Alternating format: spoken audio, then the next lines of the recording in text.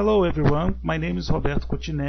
I am a researcher at the Macromolecule Institute at the Federal University of Rio de Janeiro.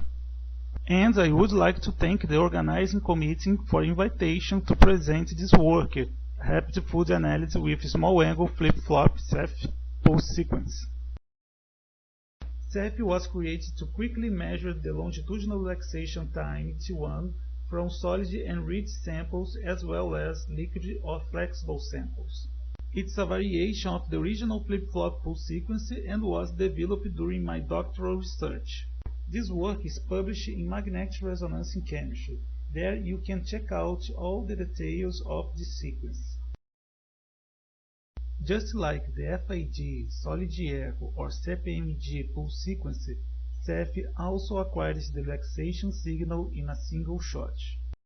As we can see, this sequence consists of one 108-degree pulse and two flip-flop 15-degree pulses. As a consequence, a relaxation delay of 5T1 is not necessary. The equation shows the dependency between the reading pulse angle, relaxation delay T1 ratio, and the total signal acquired. For example, using 15-degree pulse, we have 98% of the MZ vector recovery for a relaxation delay value equal to 0.7 T1. Another advantage to use Saff is that it is especially useful for samples that have seconds for T1 or for real-time monitoring of fast reactions. In a figure below, we see the comparison between the relaxation signal obtained by inversion recovery and Saff for distilled water. Small angle flip-flop can be 16 times faster and with a number of points 13 times greater. Other advantage is the easy combination with other pulse sequences for simultaneous T1-T2 or T1-T2 star acquisition or for diffusion T1 correlation acquisition. In the figure below, we can see the combination between Saff and magic sandwich echo or Saff and CPMG pulse sequence. Among the disadvantages of Saff, we can highlight: first, the sample must have a high signal-noise ratio due to the use of short pulses, and sometimes it may be necessary to adjust the tau4 value depending on the morphology of the sample. Saff or its combination have already been used in different types of samples: liquid foods such as milk and dairy products, cream foods like butter, cottage cheese, dulce de leche, or solid foods such as sugar, coffee beans, or oil seeds. However, other types of samples have also been studied, such as polymers, nanoparticles, pharmaceuticals, and for real-time monitoring of chemical reactions. Now we'll see two published papers that present Saff for morphological analysis of foods. The first work is about morphological evaluation of butters prepared with cows and sheep's milk.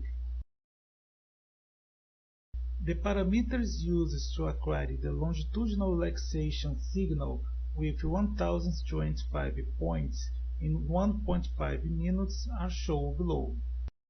Rg is the relaxation delay, tau1 is the first increment time, tau2 is the pre-acquisition time, tau3 is the post-acquisition time, tau4 is the increment time, n is the number of increments, and we used 8 scans.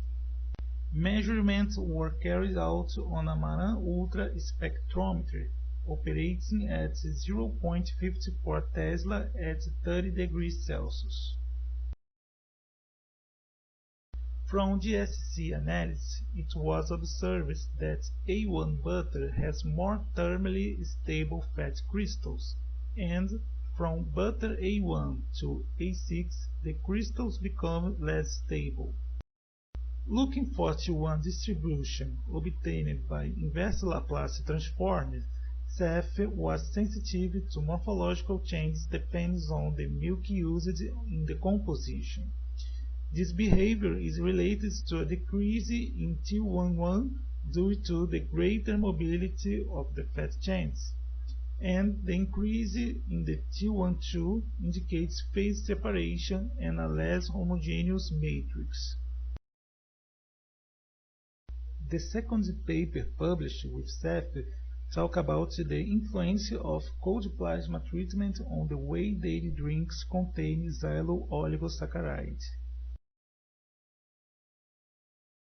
Here we used Saff combined with CPMG for single-shot acquisition of both T1 and T2 relaxation times. Below we can see the acquisition with the two relaxation signals and the fit equations for Saff and CPMG.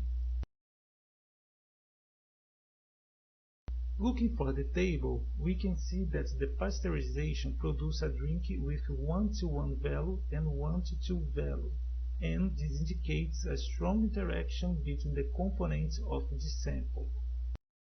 Besides, cold plasma promotes the emergence of two components, T11 related to protons from fat and proteins, and T12 related to protons from water. Increasing the treatment time reduces T1 of both components to 168 and 524 milliseconds. And finally, long treatments can denature the proteins, leading to a morphology similar to that of pasteurized milk.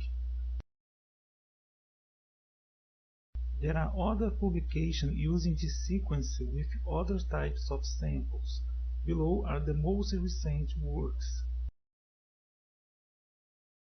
I would like to thank you for your attention and also to Professor Adriano Gomes Cruz from IFRJ Maracanã, in addition to development agents CAPES, CNPq and FAPERJ.